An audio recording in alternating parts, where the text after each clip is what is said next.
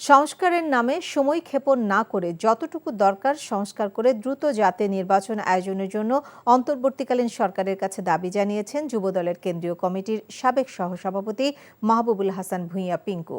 বিকেলে ফরিদপুরের সদর উপজেলার পাটচরে স্থানীয় বিএনপির উদ্যোগে আয়োজিত সমাবেশে তিনি এসব কথা বলেন।